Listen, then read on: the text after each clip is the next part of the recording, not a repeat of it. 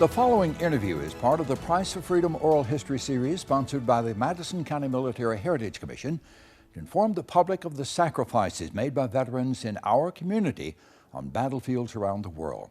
Each veteran interviewed received a Valor Award for their heroism during combat and is a member of the Military Heritage Hall of Heroes.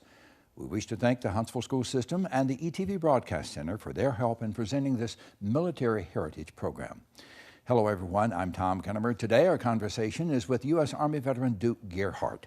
For his combat action during the Vietnam War, Duke is the recipient of the Silver Star Medal, Bronze Star with Valor, Air Medal with Valor, and the Army Commendation Medal with Valor with one oak leaf cluster. He is also the recipient of the Purple Heart for wounds received during battle. Duke served 23 years in the Army, retiring as a lieutenant colonel in 1981. He was inducted into the Madison County Military Heritage Hall of Heroes in 2010. Duke, it's a pleasure to have you with us today, sir. Thank you for your time. Thank you very much. It's a pleasure to be here. Well, let's talk a little about where you originally from, and you come from a military family. Well, I was born in Richmond, Virginia, and I lived in almost every coast, every state on the East Coast. Family moved a lot. Yeah. Was your dad in the military? No, not really. He, well, earlier, before World War II, he was in the Army Air Corps. But when the war broke out, they actually used his talents in Rhode Island to help repair aircraft that had been damaged in combat. Okay.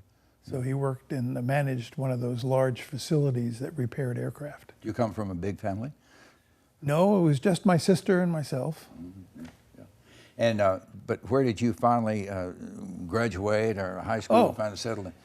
Well, lived in Richmond for 5 years after birth, and then I went up to Rhode Island and spent 7 years there, and that's where I finished my education as far as grammar school is concerned. Then we moved to Arlington, Virginia, and I went to middle school, or I guess it was called junior high school at that time. And then high school. I graduated from high school in 1953 in Arlington, Virginia. My folks had already moved down to Charlotte, North Carolina at that time, and I was constantly trying to keep up with them because they were always moving. On the move, yeah. Oh yeah, they moved from Charlotte down to Atlanta, and from Atlanta down to Orlando, and from Orlando to Miami. And you're a West Point graduate, and it all started by impressing a congressman. I want you to take us through that scenario for us. Well, I was at the Citadel at the time, the Military College of South Carolina, and it's a tough school. But after 6 months, I was getting to love the place. And my dad told me he wanted me to interview with this congressman for a possible appointment to one of the military academies. So I went, and I went in my cadet uniform from the Citadel and talked to the representative, Charles Raper Jonas. And he said,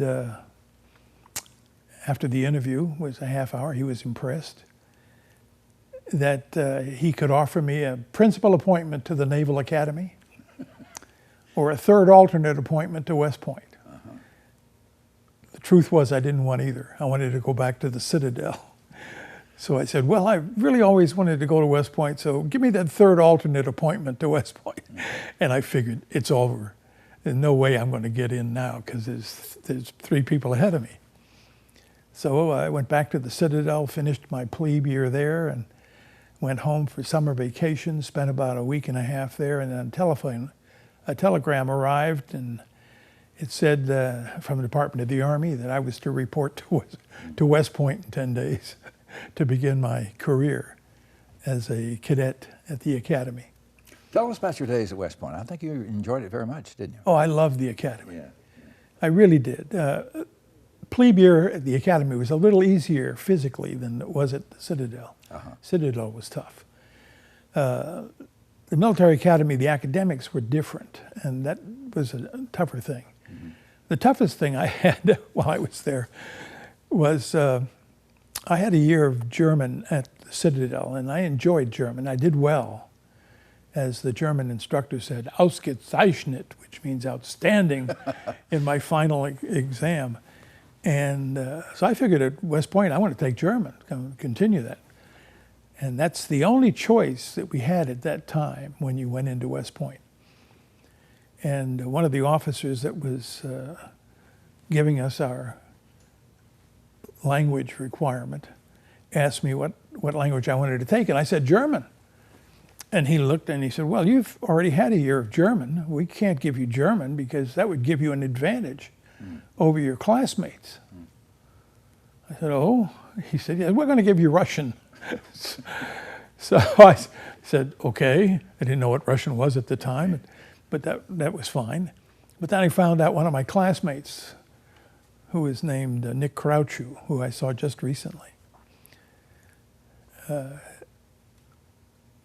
a Russian background and parentage. He was given Russian as his language at West Point. And for the 4 years I was there, I hated that guy. He could speak the language fluently in the classroom and didn't have to prepare. And I was working my fanny off, just trying to stay, hard to keep up with stay above. But it helped because when I got into Special Forces, I had a Russian team. And we all had to speak Russian.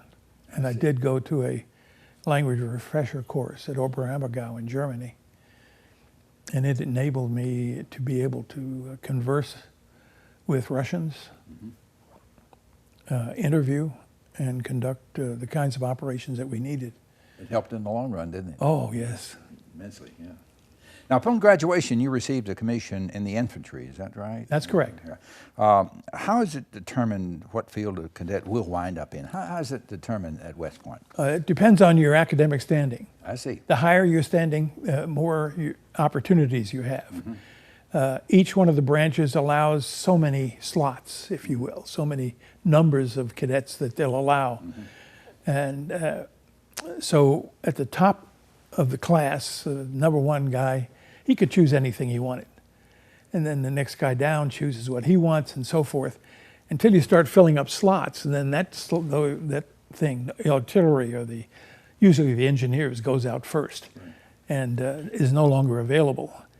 So as you work your way down, you end up with the artillery and the infantry, and usually the infantry ends up being last. But unfortunately, I wasn't at the end of the class. I was up in the upper quarter, so. And that's what you chose. But I chose the infantry, yes. Now, after your graduation, you went through airborne and ranger training. Tell us about that experience, and how long did that take, or how long was the training? Well, airborne didn't last very long. It's only a few weeks, but it was a magnificent thing to do. It increases your confidence in yourself. You develop courage, the feeling that I can do anything. And when you're standing in the door of that airplane, 1,250 feet above the ground, and the jump master says, get ready, and you're standing in the door, and you leap out when he tells you and the green light goes, is a wonderful feeling. Was that with the 82nd or the 101st? Or? No, that's just basic. Oh, I see, okay. And jump school, because you get 5 jumps there, and that gives you your parachute wings as a parachutist. And then I went to Ranger School, and that's 2 months of grueling agony. Very difficult, designed really to put you through a great deal of stress, both mentally and physically. I mean, there were times we had patrols that lasted 15 to 24 hours where you didn't get any sleep.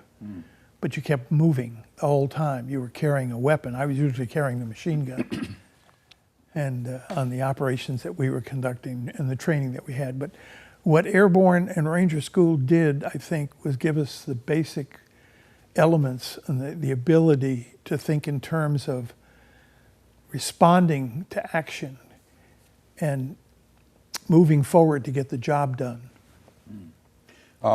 Now, where was that, your Ranger training mainly? Where was that at? All of that was at Fort Benning, Georgia. Fort Benning, I see. Trying to weed out those that are not up to par, I guess, right? Yes, and it does that.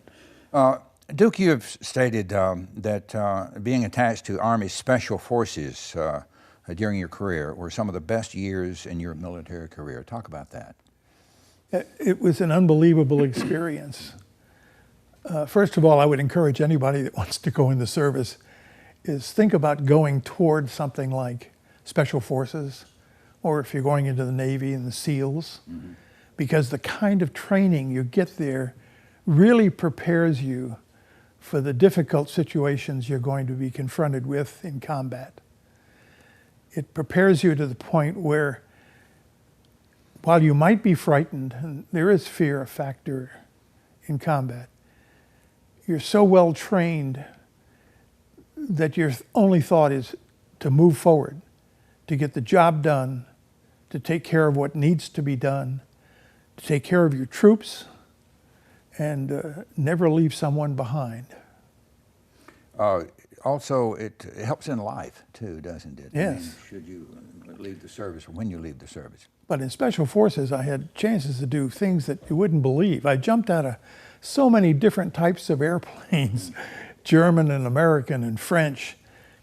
And I have German jump wings that went to German jump school in Germany. And a lot of our operations were in conjunction with the Germans and the Bundesgrenzschutz, the border police. And I had a chance to do a lot of skiing and mountain climbing and scuba diving. And I did go to the island of Crete in the Mediterranean and help train the Greek Hellenic raiding forces, which is their version of Special Forces, in underwater swimming.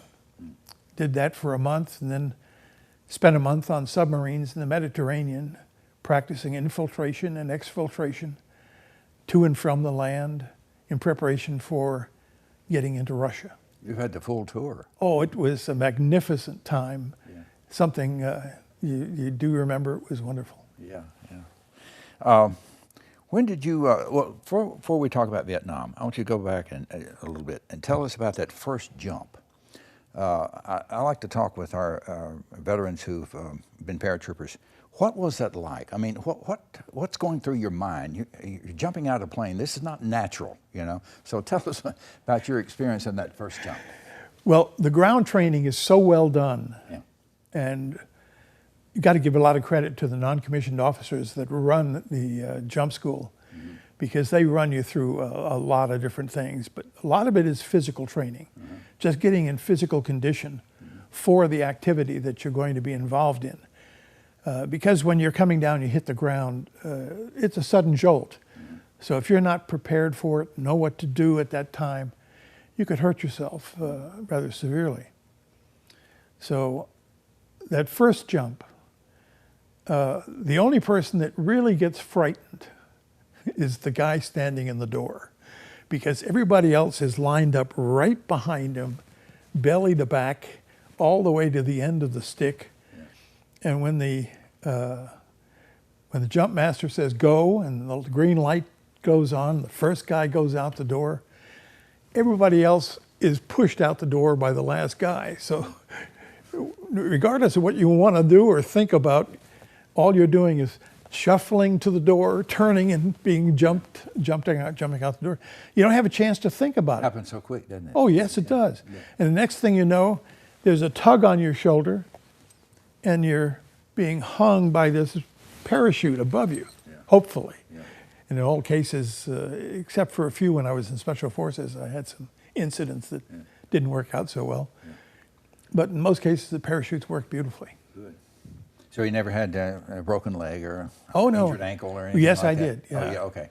Yeah, in Special Forces, we jumped a lot into areas where there were farming and wooded areas. And I landed in the woods a couple times, one time on top of my rucksack, because you drop a 50-pound rucksack below you from a strap, and it's about 25 feet long, and it hits the ground. I just fortunately happened to land on top of it, twisted my leg, deep sprain, hurt terribly. In fact, it was so bad I couldn't talk or speak. And I lay there on the ground for about a half hour until they came and found me. Wow. Just, were you hospitalized? For one day, yes. Yeah, I see. When did you first go to Vietnam, and what were your duties? Tell us about that experience. Well, it's kind of strange because I went to Vietnam on classified orders. I was going to be part of a special operation that takes place along the Ho Chi Minh Trail. And when I got to MACV headquarters, I gave them my orders and they said, oh, your slot's been filled in country. So we're going to send you up to Da Nang because one of the advisors up there for a Vietnamese battalion was just killed, and you'll take his place. Okay, so I went to Da Nang. When I arrived, they said, well, your slot's been filled in country. We found a replacement already. So we're going to send you up to Quang Tri Province, which is up at the DMZ, and you'll be the advisor to the regional and popular forces, called the RF and PF forces. So I went up to Quang Tri Province, and I arrived, and I said, here I am. I'm here to be the advisor to the RF and PF folks here in the province. And they said, well, the man you're supposed to advise was killed in battle just last week, so you don't have anybody advised. So the sector advisor says, what do you want to do? I said, well, I'll go out on combat operations with the Vietnamese, if you don't mind, and that way I can bring back intelligence, and I can also provide them with some support. So that's what I did for a year. Went out with Vietnamese company-sized organizations, companies, and engaged Viet Cong and NVA forces coming across the demilitarized zone. I think you mentioned earlier that you were wounded during that time with the, tell us about the experience with the stake. Oh,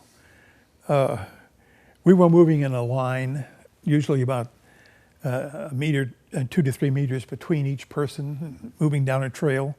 One of the trails was on a hedgerow between a couple rice paddies, and a sniper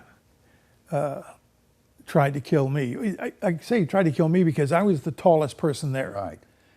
And the Viet Cong knew that if you shot the tallest person, it was probably an American. And they were trying to kill me, and they missed me. But I dove into the grass on the right side of the path, and they had placed bungee stakes in the grass down below the upper level. The grass was about 3 feet, 4 feet high, and the bungee stakes were 1.5 feet off the ground. So I jumped, and my hands went between a couple bungee stakes, but my chest didn't. So a bungee stake went into my chest right about here. Only went in an inch maybe, not very far. And I was strong enough to be able to stop myself from going any further, push myself off the bungee stake, rolled back out onto the walkway, and we sent a team over to kill the sniper, which we did. Good. Yeah. So you did that for a year, in that area. Is that right? That where did you say that was? Around the DMZ area? Oh, it was, and Quang Tri Province. In fact, an incident occurred on one of the operations where we went out toward the Gulf of Tonkin. When we reached the Gulf, we look out into this blue space of water, and it's gorgeous. And I could see sandy beaches, beautiful, clean beaches that you'd pay for here, die for here in the States. And I figured, well, I could see Hilton hotels and Marriotts, and I'm visualizing this. And I'm standing there on the sand looking out in the water. This is my first operation in Vietnam. And a bee buzzed by my ear, and I slapped at that bee, and I thought, gee, I have bees here. And another bee went right by the top of my head, and I slapped at it. And I'm looking out at the water, and I see, Wasn't a bee after all. and I thought, those weren't bees. And I pulled a John Wayne. I turned around, started running, weaving back and forth. But I don't know why I'm alive today. I was really fortunate. I've been very lucky. Yeah. But with the stake incident, were you hospitalized that, or you were? No, I'm just sick for a week. Yeah. They tried to. They put different, let us say, ingredients on the steak to make you sick or cause infection, right? Yeah, that's true. Now you were in different parts of the country, Duke. Describe the Vietnam terrain for our audience. I think many people always, you mentioned earlier, the grass was real high, perceive that, this is all jungle, but it's not all jungle. It's beautiful parts of Vietnam. Oh, it's a variety, and a lot of rice paddies, obviously. And of course, I described what the Gulf of Tonkin looked like and the beaches along the coast of Vietnam. But as you get close to the demilitarized zone, it was jungle area. And that's very thick. And that's one of the reasons why they employed Agent Orange. And I was conducting operations through the areas in which Agent Orange had been dispensed. That's one of the reasons I don't have any hair on my entire body except for my head. Mm. No hair. Mm. It's all gone. Because of Agent Orange. Yeah. Yeah. Oh. When you had some free time, say after a mission, what could you do for relaxation at your base camp? What was available to you?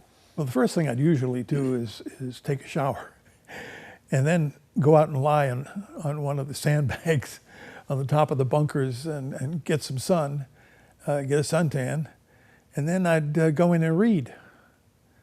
We didn't have much else to do while we were there. Did you have movies available up on the screen in some form or fashion? Yes, we did, but maybe once or twice a week at the most, we could get something from the south, but very few people wanted to come up into Quang Tri province because it was dangerous up there. And we were attacked almost every night, which was a sad occurrence. And what year was this? This was 66? This was from 66, 67. Also, how was the food, the chow? I always like to ask our veterans about the food, and we always get the same reaction. I chuckle first, and then you talk about it. Well, of course, my first tour, I ate a lot with the Vietnamese, so we carried rice balls. Just take a ball of rice and squeeze it real tight, stick it in your pocket, and that's what we ate for 2 to 3 days, rice balls. On occasion, in fact, one incident, the company commander I was working with, we got stopped at a village, and the village chief invited us into his house for lunch, which was really a treat. But they had a big kettle in there, and it was sitting over a fire, and they were stirring this big kettle, and since I was a guest, and they said, you're first, and they gave me this bowl and the ladle, and I walked up and I'm stirring this thing, and a hand came to the surface. And I'm looking at this thing with fingernails and hair and hands, and his 5 fingers, and it's sinking back down and I'm stirring this soup, and I'm thinking, what is this? I got some soup off to the side, put it in the bowl, and went over and sat beside the company commander, and I said, what's in there? And he said, oh, it's monkey paw soup. Monkey paw soup. Monkey paw soup. Mm. You still have the taste in your mouth today, right? Oh, yes. Scared me to death. I'm sure you formed lasting friendships, Duke, and while you're in the service. Do you still stay in contact with a lot of those people that you served with? Unfortunately, Tom, I lost a lot of my friends, both in the enlisted ranks and non-commissioned officers and officers at different times. And it's very difficult to keep in touch. There are 2 or 3 people that I maintain contact with, but I've lost a lot of that, and it saddens me when I have to think about it. And I think that's one of the reasons why people don't like to talk about their experiences. I mean, it took me 20 years to sit down and write a book about my experiences just on one combat operation in Vietnam. Mm-hmm. And that's called The Eye of the Tiger. I want to show that, we'll talk about that, right? I want to show that book you wrote. When did you write this book? It took me over 20 years before I could sit down and actually begin to write it. And it's about your experiences mostly in Vietnam? Just on one combat operation on my first tour in Vietnam. I see. Now, that's what I want to talk about next, is tell us about the mission. And I guess this is on your second tour when you received the Silver Star. That's correct. Tell us about the mission in September of 1969 for which you would receive the Silver Star, nation's 3rd highest award for valor during combat. Talk about that experience. I was with the 4th of the 23rd Mechanized Infantry Battalion. I was the battalion executive officer, which meant I was second in command to the commander. And you were a captain at this time? Yes, I was. No, I was a major. Major, okay, all right. And the battalion came in contact with VC and NVA forces. It was a significant engagement, and the battalion commander lost contact with the company commander on the left flank. And he asked me if I could reestablish contact with that company. Mm-hmm. So I left the command post and went forward down toward the jungles and entered the jungle area where they were fighting. And I noticed there were soldiers running toward me. And I stopped them and asked them what's going on. And bullets are still flying by us. And they said, well, platoon leader and platoon sergeant had been shot and they thought they were dead. And they just left. And I said, no, we're going back down. And I turned everybody around. We went back down, continued to fire as we moved, put them back in the positions that they were in originally, and then designated one man to be the platoon sergeant. We did find the platoon leader who had been killed and the platoon sergeant who had been wounded, moved them out into safety, and then I found the company commander, explained the situation to him, and what I had done, turned the platoon over to somebody else, and he had lost his radio contact through a bullet going through the radio. And we didn't have cell phones back in those days. Right. Which would have been really convenient, but we didn't have them. So he had lost his communications, and I went back and told the battalion commander what had happened, and he sent communications equipment down to the company at that time. And but he stood me up at attention and chewed me out severely for getting involved in that combat operation. But you saved some lives, or helped save some lives. Yes, I did. Yeah. And you lost several men in that during that battle. Yeah. Duke, how would you describe to people what it's like to serve in war? The thoughts you have of, being killed or wounded during battle. Well, Tom, I never thought I would live through my first tour. I was shot at so many times.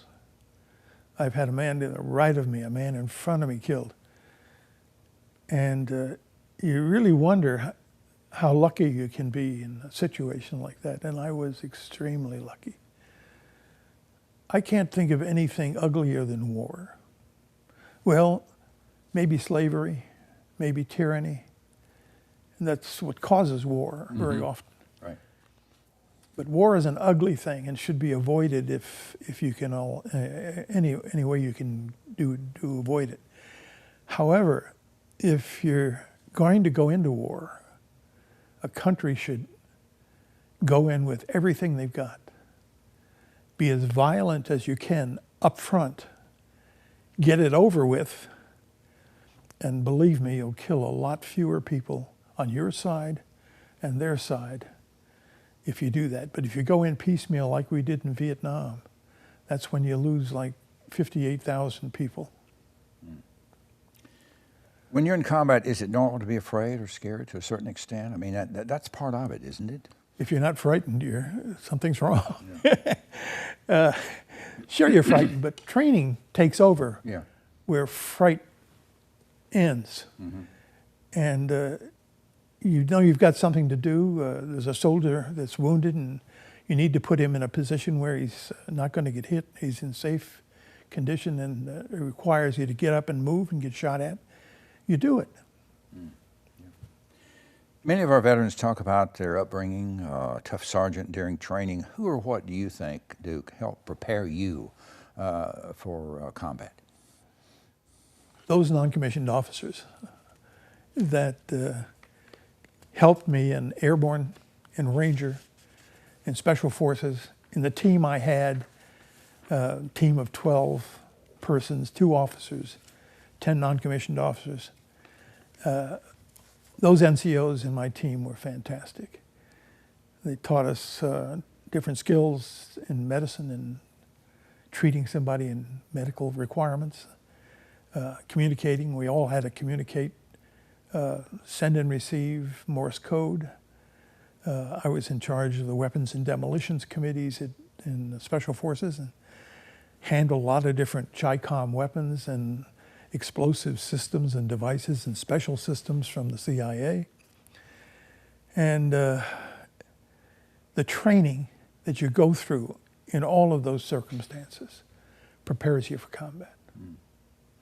Those training NCOs want to call him. We want to call him a few names during the training, but later on you think, "Hey, that guy he's pretty smart." You know, oh yes, sort of yeah. Yeah, you didn't like the guys in airborne, but then once you started jumping out of an airplane, you understood why they did what they did. You want to go back and check their hand after that? Oh yes, absolutely. Do you often wonder, would you do it all over again? Without question. Really? Absolutely. In fact, while I was in Europe, in Special Forces and prior to Special Forces, I wrote a letter to the Department of the Army requesting to go to Vietnam when it was just building up back when you were there. Right. And I got a letter back from the Department of the Army saying, well, our commitments are all filled, we don't need you. The next year I would write a letter and I'd send it to them, and they'd send it back and then didn't want me again. And I wrote 3 letters to the Department of the Army trying to get to Vietnam. And then after my 4th year, I was at Fort Benning and I found a young lady and we got married. And then they decided to send me to Vietnam. Picked a great time, right? Oh yes, oh yes. Now you were wounded during combat. We talked about the stake incident, of course. Yes. Tell us about, on your 2nd tour, I think you were also wounded. Tell us about that. By what, shell fragments, I believe it was? Yeah. Yes, a fragment from a 122 millimeter rocket that hit the building next to the one that I was in and exploded. The building completely shattered. Shrapnel came through the wall, hit me in the arm, knocked me out of my chair onto the floor. I wasn't badly wounded, it was just a flesh wound. And then I got up, ran next door to find out what was going on and if there was anybody in trouble. And found one soldier coming out of the building who had lost an arm, took off my shirt, shoved it up to fill up the slot where his shoulder used to be, or his arm was once there. And I had a couple of soldiers take him over to a Jeep, lay him out on the front of the Jeep. We were going to drive him over to the local aid station. But I ran into the building to see if there was anybody else, and the building collapsed on me while I was in there, hit me in the head, shoulders, and back. And one of the beams hit me in the side of the face right about here and paralyzed the right side of my face, so it was numb for the next 3 to 4 years. And after about 4 years, it came back to normal.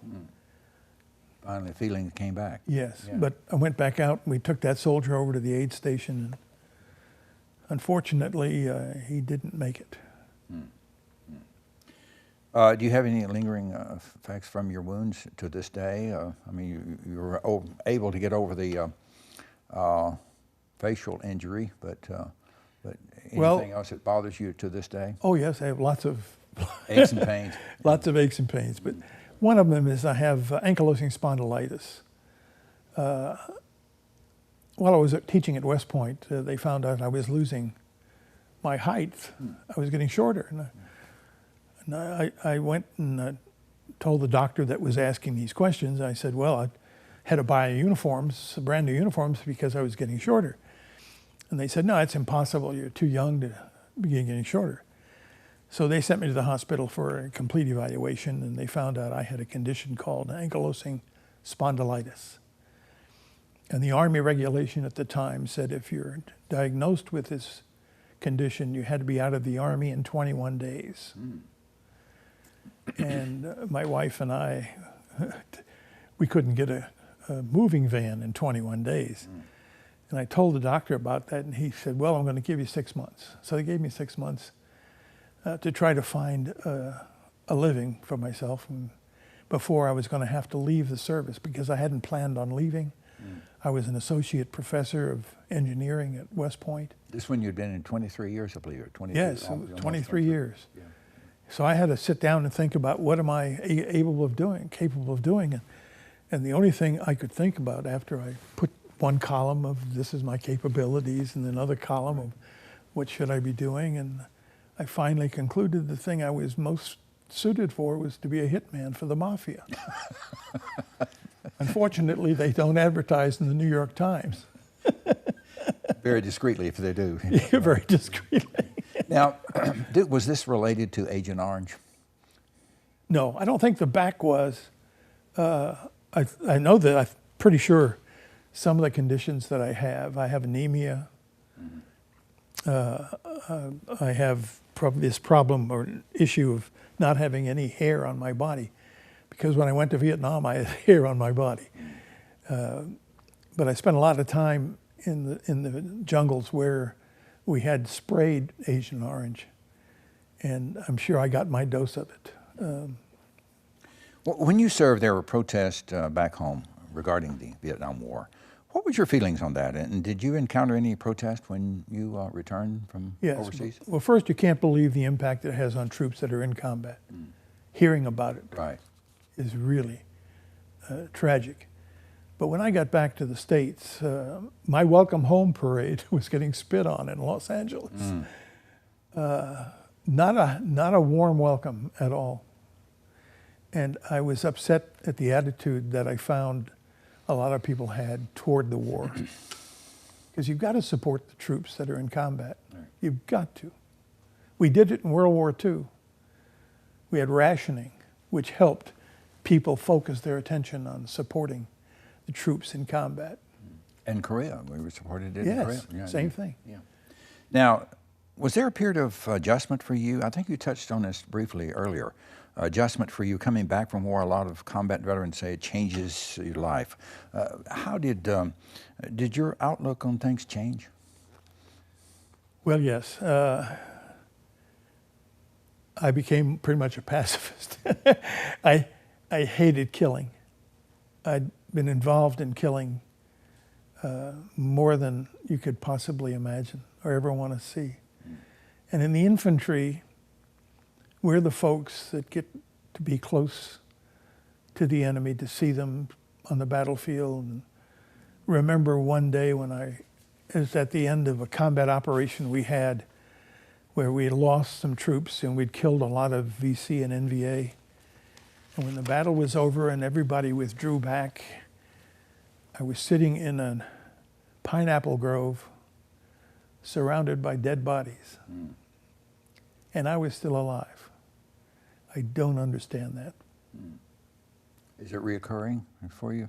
Yes, it is. I don't know why I lived through it. I lost so many friends. And I don't know what got me through. Duke, talk about where you served following Vietnam. I know you continued your education, right? You served for 23 years, of course. Talk about some of the experience. You were, I think you were stationed in Germany, at least 1 or 2 tours, and also you were at West Point. Yes. My second tour in Germany, I met my second wife. My first wife I divorced. We only were together for about 1.5 years, and I spent 1 year in Vietnam, so that didn't work out too well. But I met my second wife, Brigitte, in Germany, in Heidelberg, and we married, and I was with NATO at the time. A wonderful tour of duty, and came home to Fort Leavenworth, where we had our first child.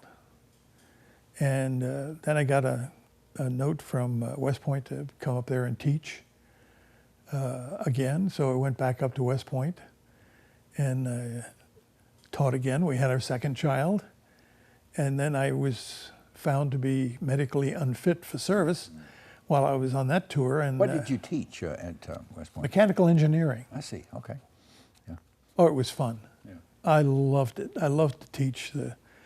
At that time, we separated the cadets into the smartest, who were in the first class, and the less smart, who were in the last class.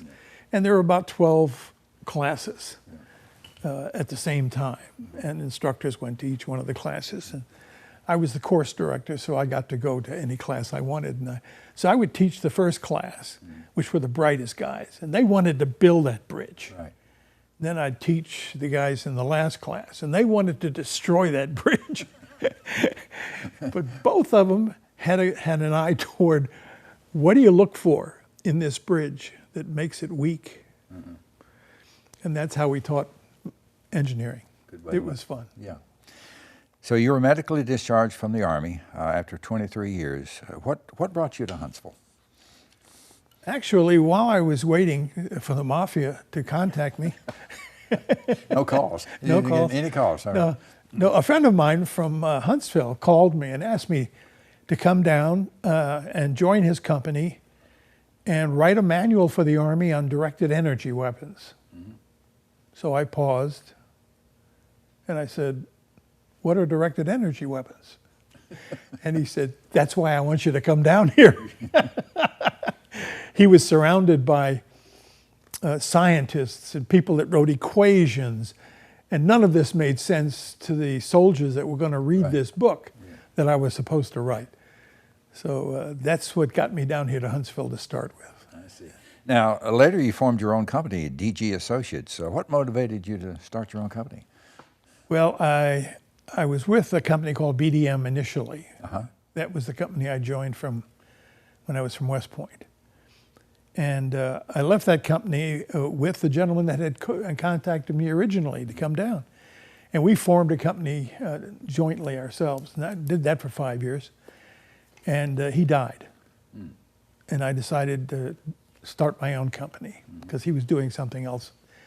I wanted to do a different thrust in activity. And I started my own company, DG Associates. Mm-hmm. And it was to do a wide range of support activities to include anything that had to do with art, putting together a presentation, wanting to have a video to explain why you're doing something the way you're doing it. And at the same time, I started working with a company out in California where I was teaching people how to give a presentation. Mm-hmm. I was actually training Army teams that were going to present their means or their way of doing business to the government, teach them how to do it. Mm. Well, the do's and don'ts, the sorts of things that you had to be concerned about when you were doing the same sort of thing that you're doing now. So everything wasn't related to the military or aerospace industry? Oh, no, I was doing a variety of things. How many people did you employ? At the most, it was only 7. Okay. And it was in my house. Oh, okay, yeah. I had an office above the garage. Lower end area. And we all fit in the garage. It worked out beautifully. Had desk and everything, right? And that's when we also started getting in the game business. And, I want to mention this. Now, this is some of the card games that you produced, right? Yeah, the actual games. This is called battle cards. Okay. And there's 4 of these that cover the entire European front, desert, Pacific front, Russian campaign. So there are 4 of these, and then they all have additional cards to help the game. You produced a good many of these? Oh yeah, thousands of them. And they sold well in the United States. We also produced several other games and sold those in the games. But the gaming business is a very cutthroat and big business, and unless you've got a lot of money to put in up front, which I did not have, and it did me in. So that's what caused me to leave the business was. So you retired from, you sold your company, or is it still in your family, or? Oh no, it just dissolved it. I see, yeah. Well, tell us about your family, Duke. I think you and your wife, Bridget, have been married now. How many years you've been married now? It's been 43 years. 43 years. She'd be mad at me if I couldn't remember it. This is on tape too, right? So tell us about your kids, how many kids you have, and grandchildren, and so forth. Well, I have 4 children. Okay. I have a daughter from my first marriage. I see. Her name is Carrie, and she lives up in Nashville. I have 3 children from my marriage with Brigida here in Huntsville. They're all here, and my oldest is Jackie. Mm-hmm. Then there's Lisa and David. David is the youngest. He was also a Marine who went to Iraq, so he was in the family. He was a Marine. Good. Now tell us about some of the things you're involved with today. I know you're not completely retired. How's your golf game and so forth? And you like to fish? I wish I could play golf. I really do. I can't walk those greens. I could ride, but I can't walk. You get to travel much? No. In fact, my wife and I took our first vacation last year for 20 years. We went to Savannah.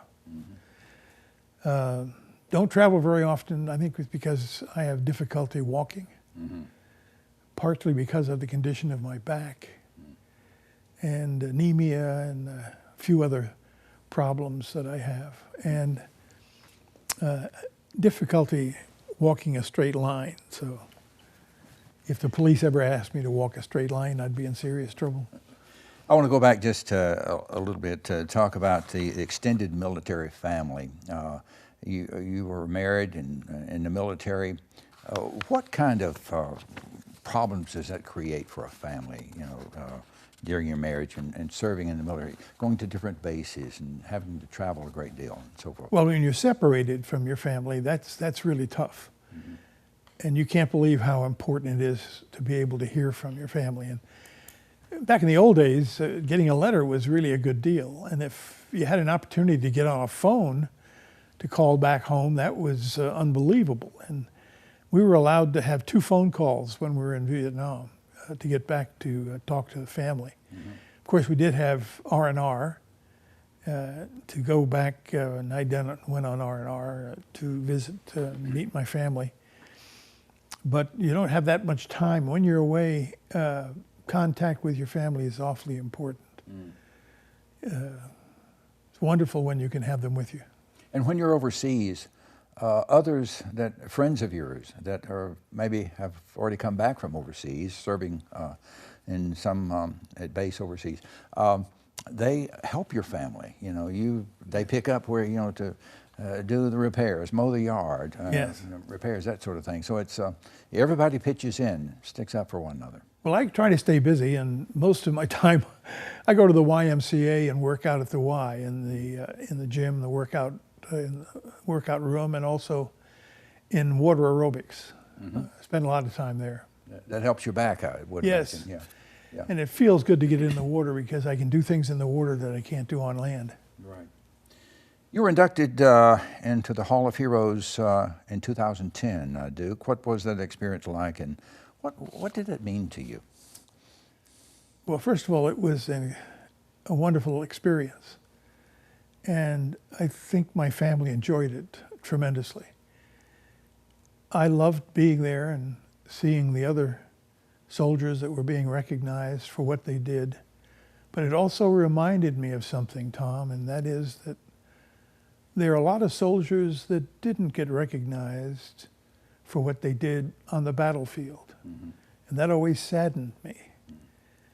I put a lot of people in for recognition and awards and decorations, and many of them were received, but you can't believe the attitude that certain people have about giving awards and decorations. One commander refused to give a decoration to a soldier I wanted to give the Distinguished Service Cross to, and this soldier had been on a patrol with me, and we were crossing a rice paddy, and he was shot by a sniper, and he immediately returned fire, even though he was hit. He got up and charged the sniper's position, which was around 50 to 80 yards away. He was shot at and hit again, fell, and got back up and continued to charge that sniper and continued to fire and overran that position and killed him. And I thought, killed the sniper. And I thought that was an enormous amount of heroism to do that. And I told the commander when I went back to the command post that what had happened, and I said, I want to write this guy up for something really significant, like the Distinguished Service Cross. He said, are you kidding? What else could he have done? I thought, wait a minute. But that was an attitude. He wasn't there, was he? No, that was an attitude that he had, and that's why no one got awards. My first tour, no one got anything for anything they did. And it was just an attitude among the commanders that what else could you do? I mean, that was your job. You think some of that changed as time went on? Yes. To a certain extent. I put one soldier in for the Congressional Medal of Honor, and it was awarded to him 4 years later, he was deceased, so it was posthumous. But the system did work, and there were people that did support that activity. Mm-hmm. You don't put yourself in for a medal, by the way. Right. Other people who see you do something put you in for a medal. Yeah. Especially like the Congressional Medal of Honor. I mean, oh, absolutely. They double check and triple check. And absolutely. It took 3 to 4 years for that to go through. Mm. What advice would you give young people who may be considering a career in the military? What advice would you give to them? Well, if they're coming out of high school and they don't have an immediate place to go, something to do, go in the service, any of the services.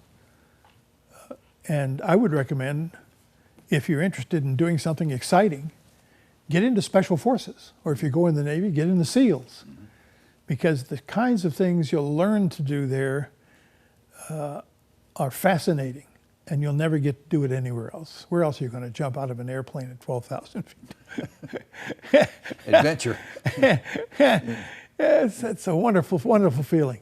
In fact, it's the exhilarating, nicest feeling in the world. I love skydiving. You wish you could do it probably today. Oh, I can't anymore. Can't anymore, but you would love to do it. Oh, I'd love to. I can't lie down. Once I get on the ground, it take me 3, 4 people to get me back up. Duke, I want to say it's been a pleasure talking with you today, and we appreciate you participating in our oral history interview series and allowing us to preserve your military experience for the people of this community. And thank you, sir, for your service to our country. Thank you very much. Thank you very much. We appreciate it very much. If you'd like more information regarding this interview or any interview in our Military Heritage Series, please contact the Madison County Military Heritage Commission website at mcmhc.us. I'm Tom Kennemer. Thank you for being with us.